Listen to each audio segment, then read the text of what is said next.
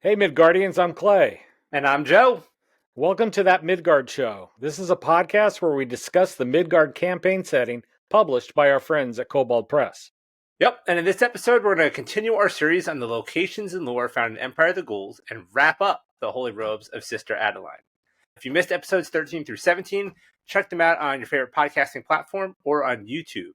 And I've said this before, but because there's so much to this campaign, we're going to discuss each chapter over many episodes in our Empire of the Ghouls series. So we're going to do our best to avoid all the spoilers by mostly just focusing on the lore, the locations, and notable NPCs. If we feel that we're kind of treading into that spoiler land, we're going to let you know, and you can kind of skip past that part. We also have a favor to ask. If you enjoy what we're doing on That Midgard Show, please give our episodes a thumbs up and subscribe to the channel on YouTube or on your favorite podcast platform, rate and review us. Doing so really helps others find the show. Please also leave us a comment below or in our dedicated channel on the Midgard Adventures Discord server, particularly if you've run Empire of the Ghouls. We do read all the comments and respond to many of them. In fact, it was a listener who suggested that we do a series on Empire of the Ghouls. Now, this server and this show is all about sharing information and advising GMs and players. So please consider spreading the word about That Midgard Show. We want to grow the show, and your recommendation helps out a lot.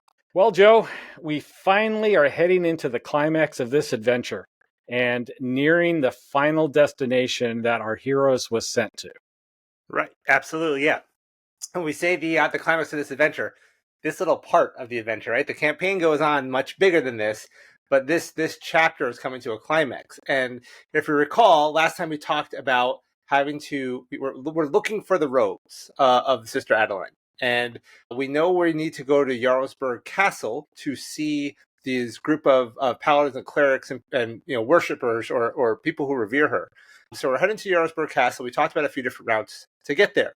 But regardless of which route you took, in the end, you end up at this castle. So as the characters are trekking across Krakovor, they come across various communities that are being oppressed by the vampires.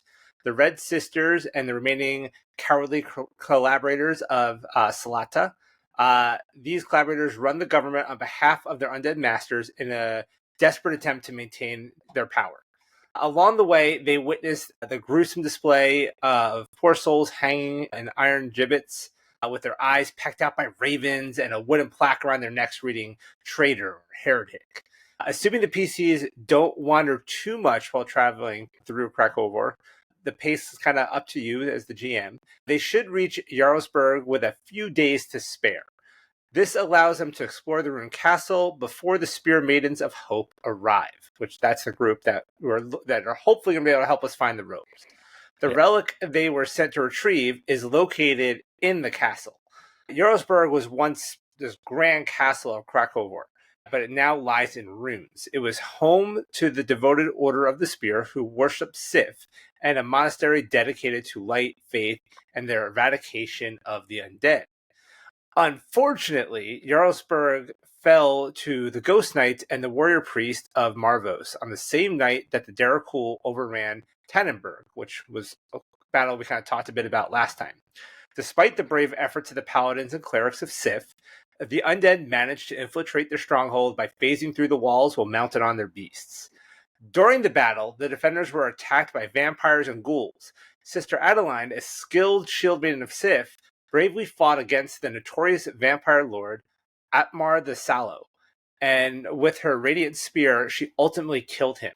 However, she was then surrounded by a group of ghouls, and she fought fiercely until she was ultimately pulled to the ground and devoured.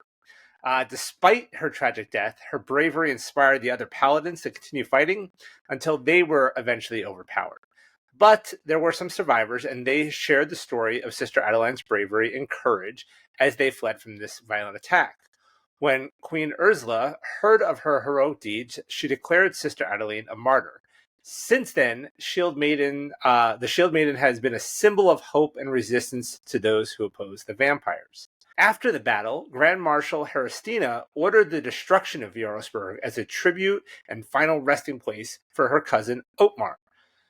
Some visitors to the memorial site leave small wooden spears and white flowers as offerings to Saint Adelind. Today, a heavily overgrown path leads up to the peak where the fortress of Yarosbirg once stood, serving as a vantage point over the surrounding area. So that kind of gives you a little bit of background on what went down at Yarosbirg. Now, the Spear Maidens of Hope are the ones that were kind of, this is the group that's coming to basically a pilgrimage on the anniversary of Adelind's death. So that's the group we're kind of looking for. So there's not much information about the Spear Maidens of Hope, which is where the GM gets to add their creativity and to kind of flesh out and define this group further, however you see fit. What we do know is that these valiant women revere the sacred site of Yarosbirg, where the martyrdom of Adelind took place. The Spear Maidens are combat, chaplains, paladins, clerics, and probably a few pure fighters in there as well. Their preference for weapons lies in the use of the spear and bows, both short and long bows. Not a ton of information other than, I kind of get Valkyrie type feels off of these ladies, right? But they are just a group of badass warrior women. Yeah. And if you've seen any shows depicting Vikings these days, these women are just as fierce as men are, just as strong, just as capable, and just as deadly. I would encourage their use playing in Midgard. You can have a character that is part of the Spear Maidens, and you can really flesh them out. I mean, that would be a kind of a cool character to have. Yeah. Yeah. And when you do your session 0, there are specific backgrounds in the Empire of the Ghouls campaign book that your characters can use. They could be the dwarf clerics at Greisel fighting against undead, a shield maiden of Sif, So part of that session 0 is crafting characters. And too often the GM says, we're running this campaign, create your characters. But that's where that session 0 comes on. That's where you get to really set the stage for your players and say, this is the area that you're going to be in. These are the type of people you're going to interact with. Krakovar is a conquered country and is oppressed by the new rulers. There's a lot that you can create in a backstory for a character. Absolutely, yeah. I mean, when I do my session 0s, I like to make a big party of it. We all get together, we get food and drinks, and we hang out. I generally like to give them a list of items, maybe like 10 items that they're well known, right? Like in this case, it'd be Krakovar was a kingdom that fell to the undead and is now under that rule. And talk about the Queen in Exile. Just give them a few facts that they would know, and maybe some groups and people in that area, and then help them to build out those characters and flesh out those stories. So Session 0 is going to be a lot of fun. Yeah. And I have to admit, I've skipped that part. I skipped those important setup bits in a lot of the koboldpress books. I regret it. I've learned my lesson. Just don't jump right to the story. Make sure if there's a gazetteer in it, read it. Just bone up on the lore there. And better yet, just listen to our podcasts, and we'll tell you everything you need to know. There you go. Yeah, no, what's cool too is like if you look through Empire of the Ghouls, there's the adventure. Like this is what the players are doing, blah blah blah. But each chapter and each section of the chapter really does have lore. Like when you get to Yarosbirg, here's a little lore in Yarosbirg. Then here's what's going on in the adventure in this castle as well. So they really do a good job of breaking out the lore and giving you the bits. And then you can go into the world book and the Warlock Grimoires and find other bits of information that you might want to use to add on. So I think koboldpress does a great job of doing that for you. Yeah, they do. And again, you do not have to consume a gob of content to tell a good story. The material that is printed in Empire of the Ghouls is utterly sufficient. If you want to fill in some blanks, you'll definitely have to poke around some other resources. But there's plenty there. I went back this week looking through the old Pathfinder content, trying to find more information about the invasion and the fall of Krakovar. Like there was information in the world book about the old world book about before the fall, and then in the player's guide, the old player's book, it was after the fall. But I couldn't find like an adventure or anything that really talked about the fall itself. I mean, there's information in Empire of Ghouls and the New World book that basically gives you an overview, but I was hoping to find like an old adventure or something that you can actually play the fall. Like play the defense of Yarosbirg. Yeah. So maybe that's why Empire of the Ghouls was written, to fill in those. Yeah, this is one thing koboldpress does really well. Like the Spear Maidens of Hope and the Fall of the Kingdom, all these things, they purposely didn't write that. That's not, I went and looked to see if anything existed. It didn't, because if you ask the writers, they're going to be like, I did that on purpose because I want you as the DM to make it your own. So that was on purpose. Yeah, and if they filled in every hole, the book would be 4 or 5 times larger than it already is. Yeah, it would. So let's talk a little bit about how we can kind of enrich this part of the adventure, right? The adventure in this location, as written, is really good.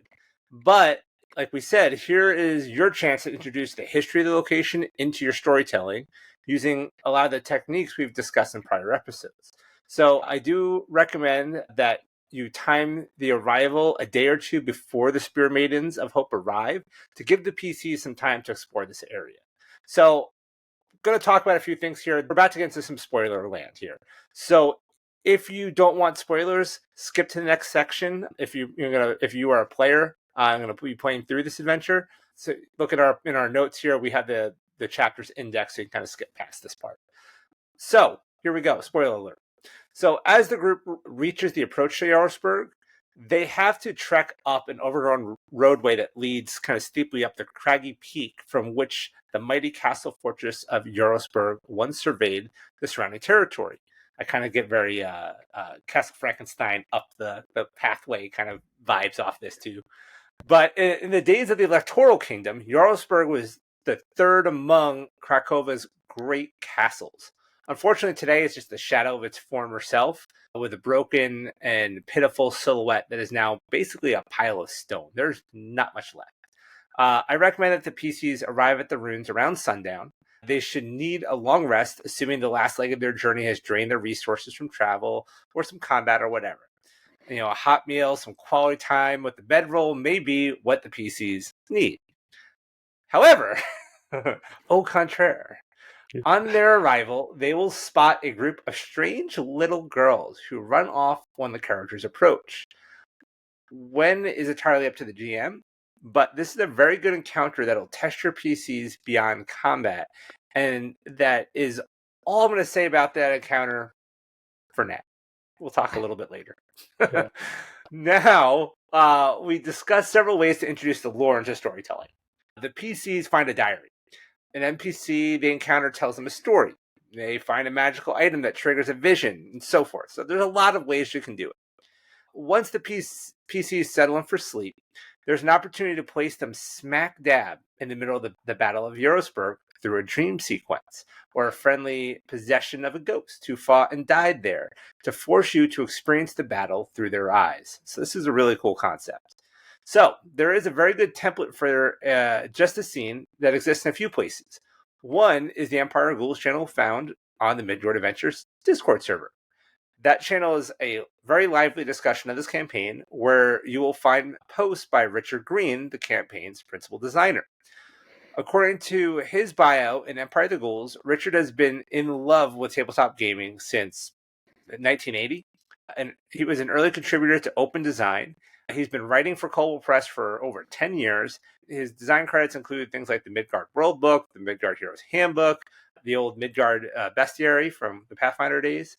He wrote and published Parcentium, City of the Crossroads, a fantasy city source book based on his long-running campaign.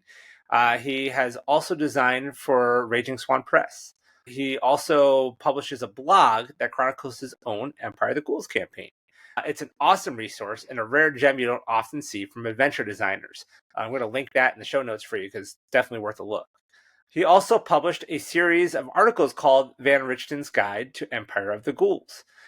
In part 1, Richard describes it as a series of blog posts that offer some ideas on how a GM running Empire of the Ghouls or another Midgard campaign can steal things from Van Richten's Guide to Ravenloft to enhance their gameplay by adding an extra touch of horror. For the dream sequence, which is detailed in part 4 of his blog, Richard talks about how to run a flashback scene showing the martyrdom of Sister Adelind, as well as the creation of the holy robes themselves. There's also a Reddit post. Gendix, the Reddit poster, who shared his idea for Empire of the Ghouls campaign based on Richard's concepts of running a siege from Van Richten's Guide. Gendix also drew inspiration from a previous game he had run, which involved a siege from Dragons of Icespire Peak, Divine Contention.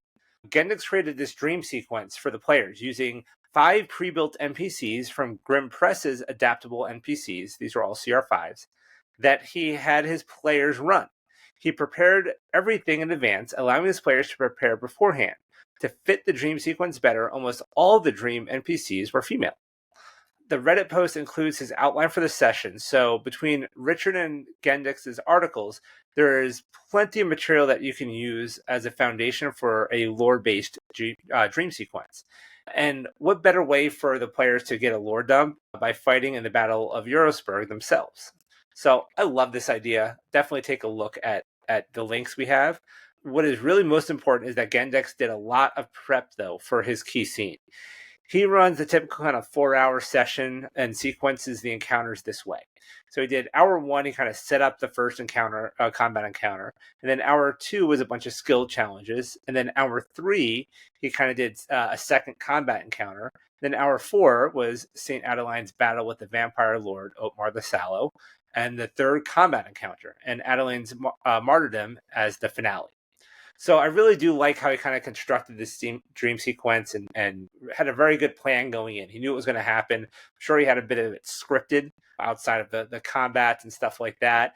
I kind of picture him doing a very kind of cutscene somatic kind of descriptions of certain parts. So we're going to include links to both his post and Richard's blog post on this stuff because it's just filled with good stuff for this. Yeah, I love what they did. I think it really kicks the encounter in the campaign book up a lot of notches. And it's kind of a key moment. I mean, the PCs were tasked to recover the robes. So why not introduce lore in this way or some other way? It's a really good technique to pull your players in and really have their attention because I've noticed when I've done like extended lore dumps, folks start whipping out their phones, they get bored and things like that. And it's a very good technique to keep your players engaged. What a better way to learn about the Battle of Yarosbirg than to fight in it yourself. Yeah, I mean, it could even kind of trigger it rather than just falling asleep. They find us, this an old spear stuck in the ground, and when one of them grabs the spear, there's a flash of light, and then you kind of do it you can even do this whole thing very theater of the mind if you wanted, and very dream sequency where it kind of goes from one scene to another and get them involved, get them rolling, have like maybe pre-made characters, but you don't need every little stat on it, but have certain things that they can do and check and have a goal. Like if they accomplish this task during it, they're going to have some benefit later on. And if they don't get that benefit, but they still get the lore dump either way. Play it how you want. Like I like doing these kind of flashbacks more. They're the mind dream sequency, vague and foggy and transitions and kind of disjointed and disconnected. It gets the players kind of into it, I think. Yeah, Gendix definitely went the extra mile.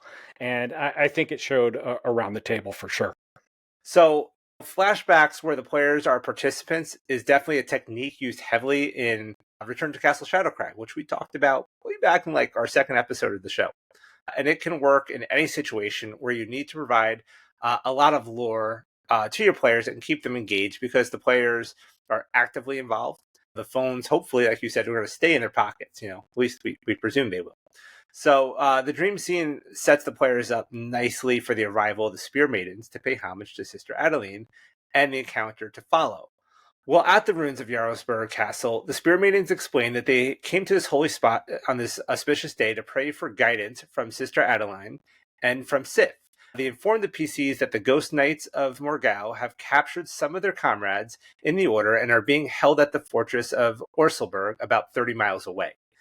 Even worse, the precious holy relic they were safeguarding has fallen into the hands of the enemy.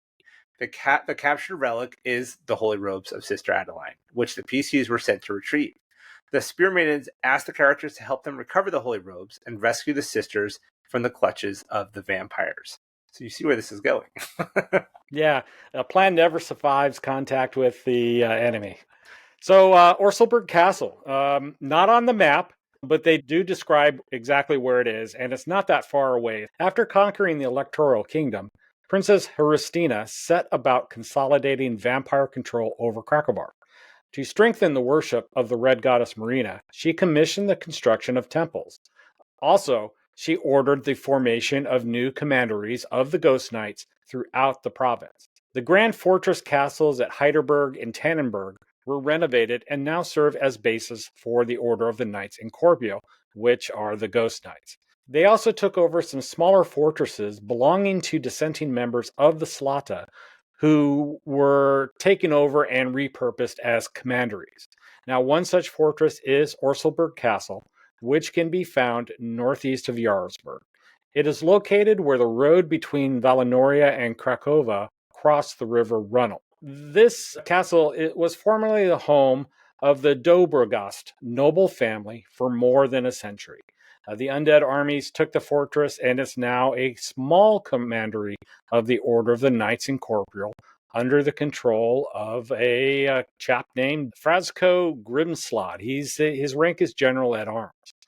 Now, General Grimslod was once the personal favorite of the Grand Marshal, Heristina, and he rose rapidly through the ranks of the Ghost Knights. Unfortunately, when the conquest was over and Heristina became the Duchess of Krakovar, she appointed his arch rival Chalbanu as commander of the Ghost Knights stationed in the newly formed province.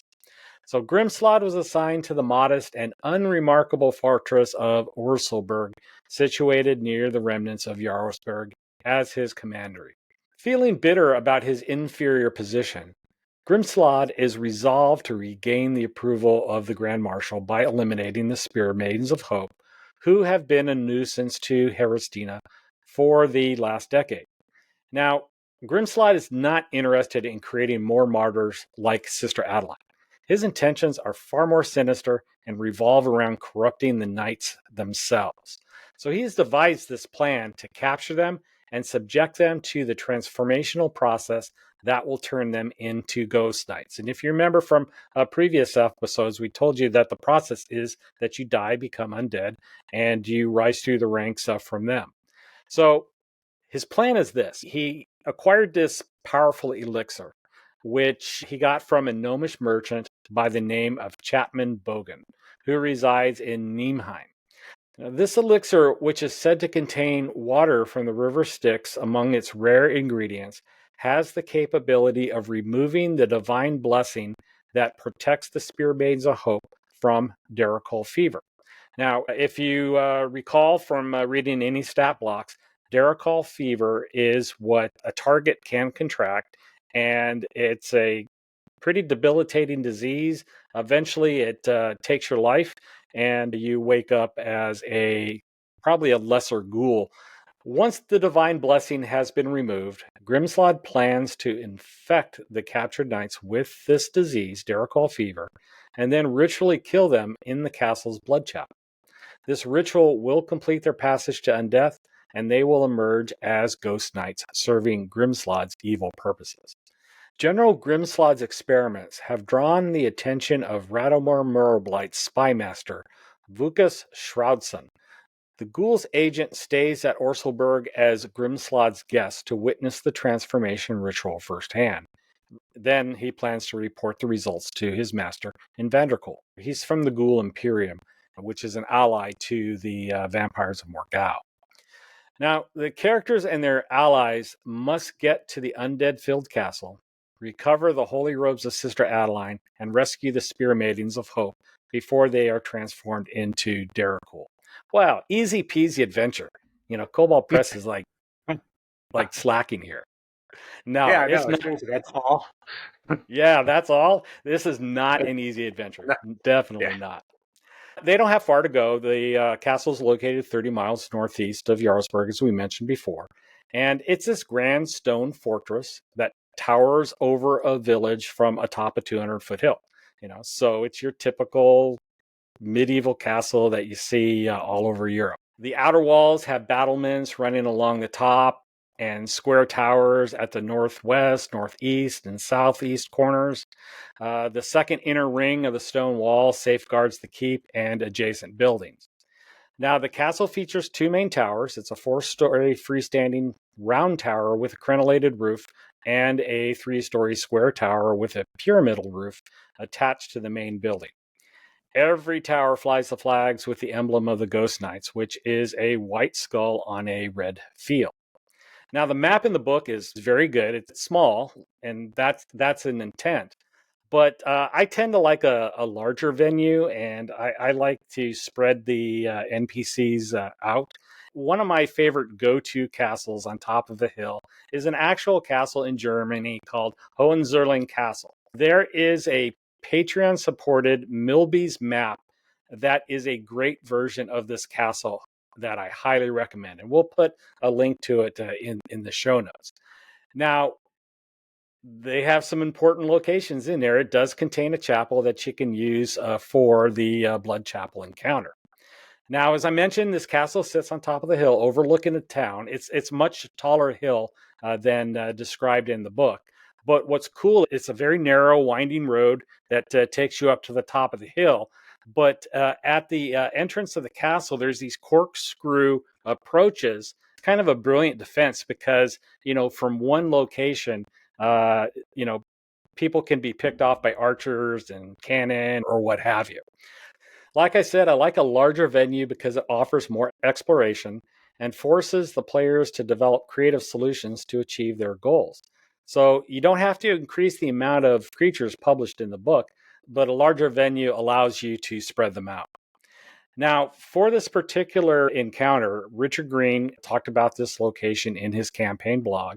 And also, Mike Shea in his Sly Flourish blog provides a prep outline for Orzelbirg Castle. Mike Shea, good friend of koboldpress Adventures, loves running those. He talks about all of his campaigns on his podcast. So definitely take the opportunity to listen to some older episodes where he's running his books are fantastic too. Yeah. Like unsponsored plug, buy his stuff. Yeah, totally. I totally subscribe to the faith of the lazy dungeon master, and it's brilliant.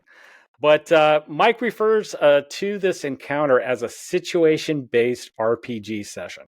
And in such a session, he describes that the GM established the situation at a specific location, and the characters navigate the situation as they please while the location's inhabitants respond to their action. So this is one of those things where things can go in any direction, and you just have some things in your back pocket to deal with the situation in advance. And there's a lot of improv on both the player side and the GM side. Now, he describes this as it's like a heist, even if the characters are not attempting to steal anything. And it is kind of a heist, really, because they got to get the holy robes. They got to free the prisoners, and they got to prevent the sisters from being turned into undead. So by combining the information from all of these sources, you can formulate a rough understanding of the situation without knowing the precise actions of the character. And that's my favorite way to run a campaign. It's not a railroad. The players have full agency. They can go anywhere they want in the castle. You can just predetermine where some encounters take place. As they're exploring, they'll run into something or find a secret door to somewhere, or a little information about, the family that used to live there, or the general's plan. Like in all fantasy RPG games, the antagonist always tends to leave a clue to what they're doing. Right. So, as Mike puts it, perhaps the player's initial move will be to halt the ceremony, or perhaps they will save the other sisters. Will the PCs charge in with a fiery explosions?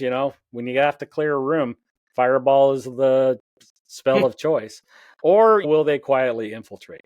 Will they disguise themselves as guards or villagers, or will they make their way up from the ghoul caves? The unfolding events are fun. Because we can't predict the outcome, and that's really what makes role-playing games great. It's not predetermined, and this makes for an awesome conclusion to the Holy Robes of Sister Adelind chapter. Cool. I love how this chapter ends, Joe. So often there's all this buildup only for the ending to fizzle. Definitely not here. Oh, no. This is, there's so many possibilities. Like, I love when players just come up with stuff. Like, I sit there at my table and I let my players just do their thing. And they smile, and then they see me smile, and they think that I'm, like, planning something evil, or I'm falling into their trap. They're falling into my trap. I'm like, nah, I'm just enjoying this because they're coming up with stuff that I would just never have thought of. So it's like I'd almost let them kind of come up with the plan for what they're gonna do and how they're gonna infiltrate, and then end the session, and then next session's executing their plan. That way, you as the GM kind of prepare for it, because who knows what they're gonna do? Maybe they're gonna purposely get themselves captured, and they have somebody on the inside that's gonna stash weapons for them and help them, or who knows? Yeah. So many possibilities. Also, I gotta throw this out here because I noticed this when you were talking. That castle in Germany looks exactly like Hogwarts. Oh, yeah. It sure does. I pulled up that map. I'm like, this is a map of Hogwarts. Yeah. Yeah, and for those watching us on YouTube, we'll definitely put pictures of that castle up, and I'll put a picture of the map as well with the link to where you can find it. It's Patreon supported. Milby's maps are excellent. Definitely highly recommend you support that Patreon. Yeah, for sure.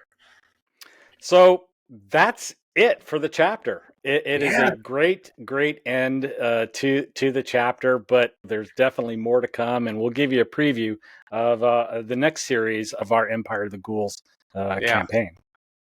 I mean, that's a lot for just one chapter of the book. I don't know how many episodes it ended up spanning for us, like 6-7 episodes. Yeah, it was quite a bit. Yeah, I mean, there's just so much they do. I mean, that would have to be 10 sessions worth of stuff off of this one chapter. So it's an impressive chapter with a great story, a great arc, great climax, great characters and NPCs and locations. So much going on for this chapter of the book. Yeah. Excellent adventure. Why don't we move on to our creature showcase? What do you have for us, Joe? Well, I mentioned earlier that I was going to come back to an encounter. So this might get a little spoilery, but picture you're in the ruins of a place, a village, a castle, something, and you're exploring around.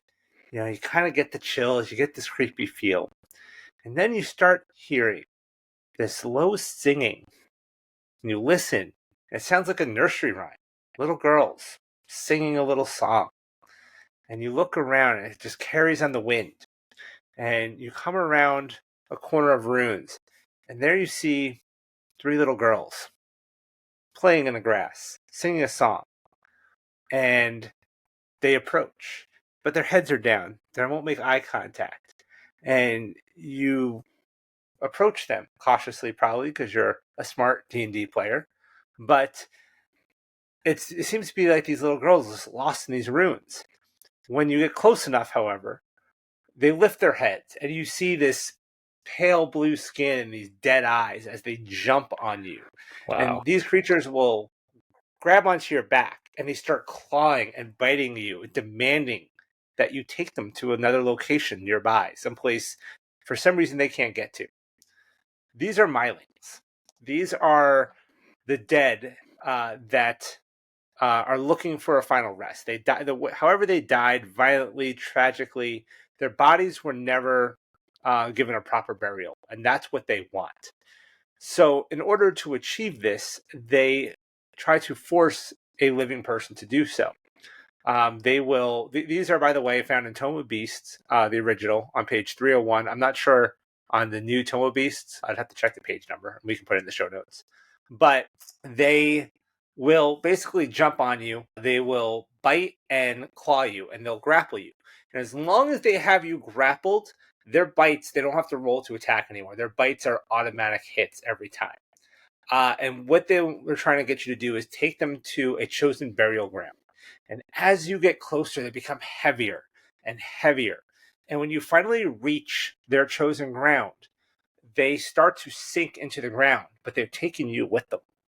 And you basically can make a couple of checks. You make an athletics check. You can try to obviously break the grapple, but what's going to happen is you have to make a couple of Constitution saving throw, or actually you have to make a couple athletics checks. And if you don't pass after 2 checks, you are pulled down into the ground with them. Wow. And then you begin to suffocate. You can make a Constitution saving throw to hold your breath, but holding your breath is basically your con modifier plus 1 minute, which is still a lot, especially if you're like, have a high con. But even a minute or 2 minutes is a long time for somebody to hold their breath. and your party can try to dig you out, but digging is going to take it's going to take I think it was 4 minutes divided by the number of diggers in order to dig you out. If you have tools, if you're using an improvised tool like your sword or a plate or your bare hands, each digger only counts as a half of a digger. So you got 2 people digging. It's going to take, with shovels would take 2 minutes. Without shovels, it's going to take longer. It's going to take 4 minutes. So can you hold your breath that long? What happens? Are there others around that might be attacking you? All sorts of factors. But this has the real creep factor to it. Yeah. I like the ghostly little girls. Doesn't have to be ghostly little girls. I kind of get like vibes of The Shining or even The Ring, like the girl from The Ring, but instead of take the girl from The Ring and make her the twin little girls in The Shining. And you have a Myling. I almost envision a music box playing in the background and them singing nursery rhymes, in this creepy little voice. Holding hands, playing like Ring Around the Rosie type of deal. Right. Just super creepy. And you really have to play that, man. Get some good, just that good ambient, like mysterious, creepy build-up music, but then have a second soundtrack, like you said, of like a girl, like little girls singing a ghostly nursery rhyme kind of thing, almost like you would hear in in Friday the 13th, right? In Freddy's, like the Freddy nursery rhyme, something like that going in the background. By the way, this is a CR2 creature. They're not strong. They don't have a ton of hit points. They're like 13 AC, 45 hit points. They do have some immunities. They're immune to necrotic and poison. They're immune to charm, frightened, poison, stunned. They can't be knocked unconscious. So it's really just they jump on and grapple and bite and try to force you to take them to where they want to go. If there's multiple of them, if you have a party of 4 and there's 3 of them, it's not like you got somebody helping to pull them off of you because you're trying to get them off yourself. So having multiple of these in the encounter, maybe one less than the party. If you have a party of 4, put 3 of them. If you have a party of 5, put 4 of them. That kind of deal is how I'd run them. If you have players that take their character's alignment seriously, then they're on the lawful end, boy, they're going to have a hard time attacking these, little girls. They're also biting you and clawing you. Again, their bites are 2d4 plus 2. Their claws are 2d6 plus 1. But they get 3 attacks. They get 1 bite and 2 claw attacks per turn. So you got to figure that is 23 points per round that each one's doing if they're hitting on all 3. So they can be pretty dangerous. What sort of resistances do they have? The resistances were, your standard bludgeoning, piercing, and slashing from non-magical weapons, but in this case, that aren't silvered. So silvered weapons will hurt them. Okay. So that's a good thing to I guess, call out as well. Gosh, creepy. I love it. Very, very, very creepy. Play it up, man. Music, with scenes like this, music, I feel, is like key to setting this encounter up. VTTs make it easy. You can just whip out your phone and play it through a speaker at your table. Super easy these days. Yeah, I have a little Bluetooth speaker I use a lot for like when I'm traveling or doing conventions or something like that too. So music though, for sure. For sure. So what do you got for us, man? Yeah, so let me set this up for you. So you're at the foot of the hill that Castle Yarosbirg stands on. It's late at night. You're walking through this forest where ancient trees stand sentinel along a narrow road that leads right up to the site of Castle Yarosbirg. The gnarled branches reach toward the heavens, and the forest floor is carpeted with this emerald moss, its luminescence amplified by a green spectral haze that blankets the area. The moon up in the sky peers into the forest, hanging low in the night sky, casting an eerie glow that seems to beckon the supernatural. The air is thick with an unsettling silence, disrupted only by the distant hoot of an owl and the howling wolves in the distance that grow louder over the next several minutes. It sends a shiver down your spine as you witness the supernatural spectacle. This temperature suddenly drops and your breath mingles with the ethereal mist that drifts through the darkened woods. Nature itself seems to react to the arrival of these otherworldly creatures. The leaves on the trees tremble in silent anticipation, and the once quiet stream nearby takes on a faint melodic hum. Then, in a mesmerizing display of supernatural, a pack of ghostly wolves solidifies within the mystical green fog, their haunting presence undeniable. Roll for initiative. So, when a group of wolves experiences a cruel death or passes away in a desecrated area, their spirits may merge together to form a unified swarm of ghostly wolves. While most animals lack the strong personalities required for their spirits to have any impact on the world, a group of wolves may have a better chance due to their collective will and their natural urge to form packs. Now, this creature is called a swarm of wolf spirits, and they start out like this swirling mist when night falls. However, as they prepare to attack, the mist consolidates into several snarling wolf heads with red glowing eyes extending out into fog tendrils. Although they don't consume food, their desire to hunt and kill remains as potent as ever. Now, this artwork in the book is some of the best creature artwork I have seen. koboldpress, knocks it out of the park. Their artists are wonderful, but this artwork is special. And these swarms, per the lore, serve as guardians and enforcers for powerful undead, such as the Ghost Knights, warlocks, Noctini, or Orcus shamans, instilling fear in both horses and henchmen. And it is said that the souls of those killed by the swarm join it. The Wolf Spirit Swarm is a large CR6 critter with an average hit point of 104. Now, if you want to adjust it upwards, you can go up to a max of 176 hit points. Now, they have the usual features of undead and swarming creatures and can move through other creatures and objects as if they were difficult terrain. But I got to tell you, these creatures are fast. They have a walk and fly speed of 50 feet, and they can hover right over the PCs and rain hell upon them.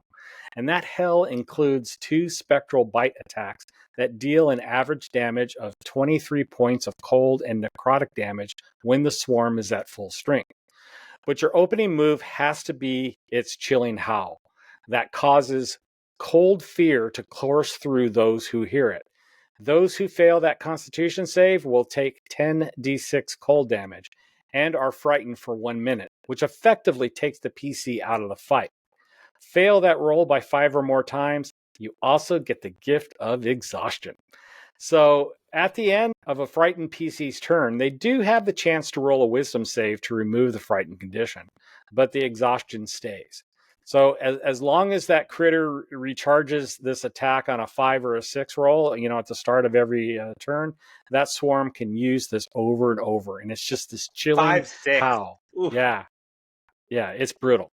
More than one of these creatures will certainly give your PCs a hard time and increase the horror of the area they are trekking through. So I love this. I got the idea, honestly, from Richard Green's blog. He used this creature on the way to Yarosbirg. I looked it up and I said, oh my God, why haven't I played this creature yet? Just a wonderful, simple, really startling encounter.